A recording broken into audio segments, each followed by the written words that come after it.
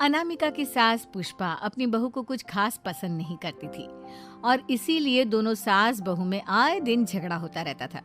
सास बहू के झगड़े के चक्कर में अनामिका के पति मोहित की जिंदगी मुश्किल में पड़ गई थी। बेचारा बार बार माँ और बीवी के झगड़े को सुलझाता ही रहता था, लेकिन दोनों समझने का नाम नहीं लेती थी। वैसे तो सब कुछ ठीक ठाक चल रहा था, लेकिन एक दिन अनामिका और पुष्पा के अंदर जोरदार झगड़ा हुआ और बात कुछ इस तरह थी। बहू, मैंने तुम्हें कल अपनी एक साड़ी धोने के लिए दी थी। हाँ मम्मी जी, वो साड़ी धोकर मैंने आपकी अलमारी में रख दी है। उसी की बात कर रही हूँ मैं। जरा देख तो, इस साड़ी को देखकर किसी भी तरह से लगता है ये धुली हुई है।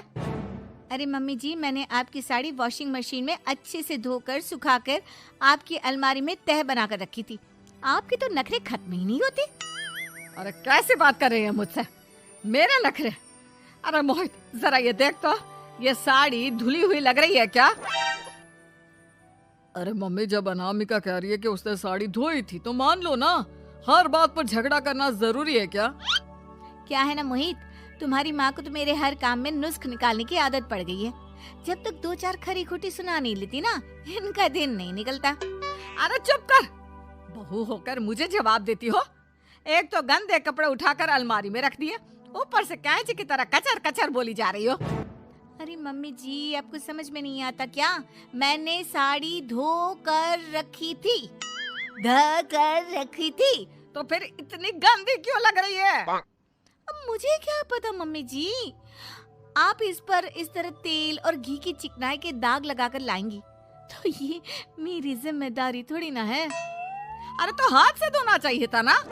मैं आपकी बहू हूँ, नौकरानी नहीं जो एक कपड़ा रगड़ रगड़ कर हाथ से धो दूंगी। आपको पहननी है तो पहनिए, नहीं तो रख दीजिए। तुझे तो मैं अच्छी तरह बताऊंगी, मुझे जवाब देती है। एक दिन सुबह के वक्त, अरे अनामिका, मेरी व्हाइट शर्ट कहाँ है? आज ऑफिस में बहुत बड़ा प्रेजेंटेशन है और मुझे वो व्हाइट शर्ट पहन कर जाना है। मुझे पता है, आपने मुझे 2 दिन पहले ही बता दिया था और आपकी शर्ट मैंने धोकर अच्छी तरह आयरन करके अलमारी में लगा दी है। जाइए वहां से ले लीजिए।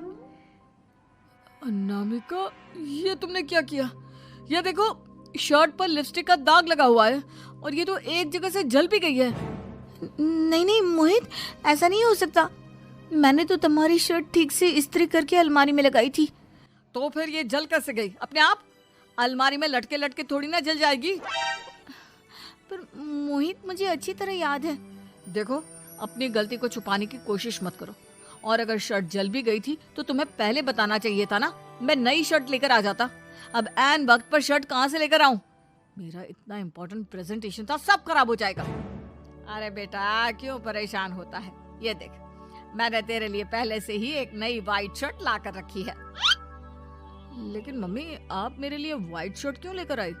अरे मुझे पता था तेरा प्रेजेंटेशन होने वाला है और अपनी इस बहू पर तो मुझे बिल्कुल भी भरोसा नहीं। क्या पता मेरी साड़ी की तरह तेरी शर्ट भी गंदी करके रख देती। और देख, वही हुआ ना। बेटा, सारी टेंशन छोड़ और ये नई शर्ट पहन कर जा। थैंक यू मम्मी, आज तो आपने बचा लिया मुझे। कुछ दिनों के बाद, अरे अनामिका, जानती हो, ऑफिस में मेरा जो दोस्त है ना अमर, आज उसका बर्थडे है और उसे तुम्हारे हाथ का चॉकलेट केक बहुत पसंद है। थोड़ा सा बनाकर टिफिन में रख दो ना प्लीज। हाँ हाँ, क्यों नहीं, मैं बहुत अच्छा केक बनाकर आपके दोस्त के लिए रख दूंगी। तुम्हारे हाथ का खाना खाकर तो वैसे ही मेरे ऑफिस के सारे लोग इतनी तारीफ करते हैं, क्या बताऊं। प्लीज एक अच्छा सा केक और बना दो, मेरी तो ऑफिस में शान बढ़ जाएगी। अनामिका केक बनाने के लिए रख देती है। पुष्पा चुपचाप जाकर उस पे ढेर सारा नमक डाल देती है। देख अमर, तेरी भाभी ने तेरे लिए चॉकलेट केक बनाकर भेजा है, तुझे बहुत पसंद है ना?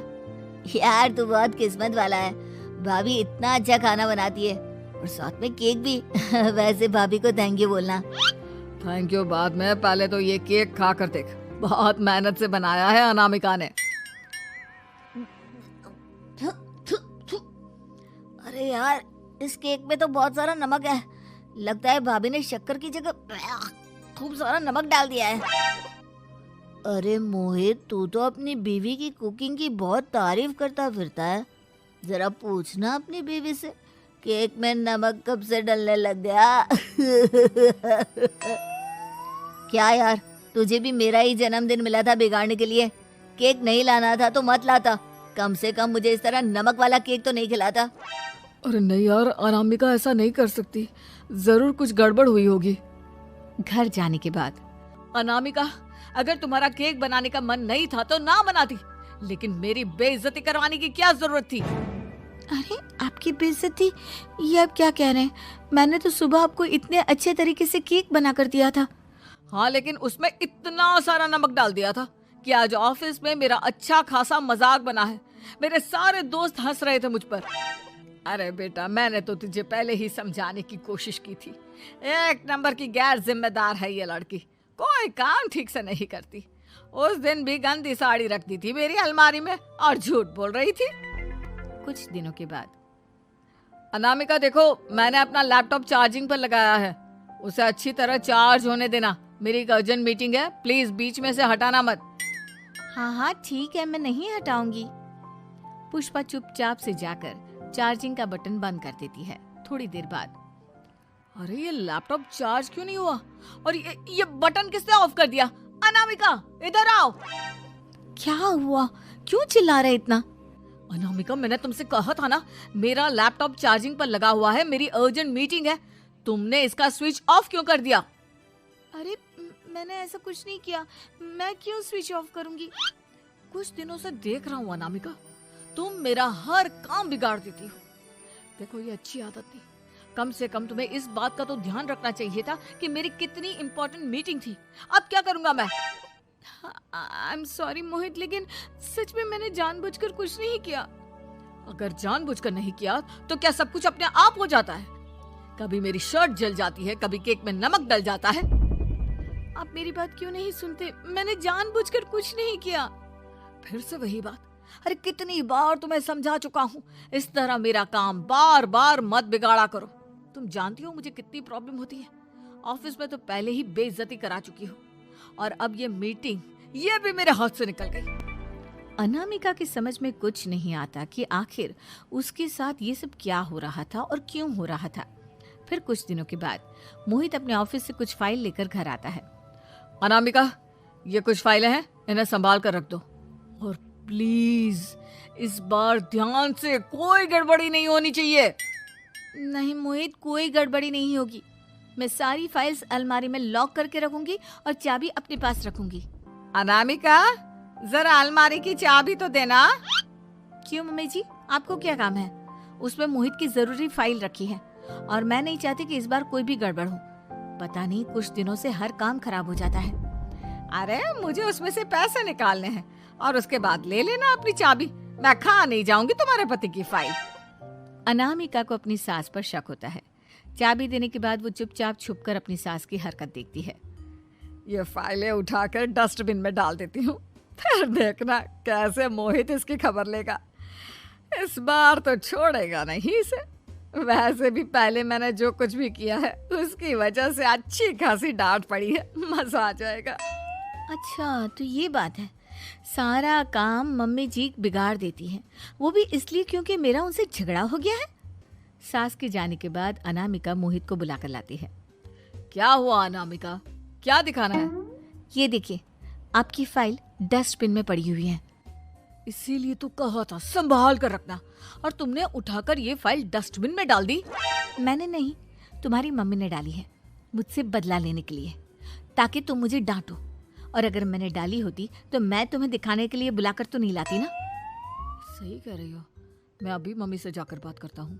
थोड़ी देर बाद, मम्मी सच सच बताइए, मेरी फाइल अलमारी में से निकालकर डस्टबिन में आपने डाली थी ना? अरे अपनी माँ पर इल्जाम लगाता है, शर्म नहीं आती तुझे? मैं इल्जाम नहीं लगा रहा हूँ मम्मी, जो सच है वही पूछ रहा हूँ। अब जल्दी से बताइए आपने ऐसा क्यों किया? अरे तो क्या करती, तेरी बीवी मुझसे झगड़ा करती है, उल्टे सीधे जवाब देती है, मुझे उससे बदला लेना था।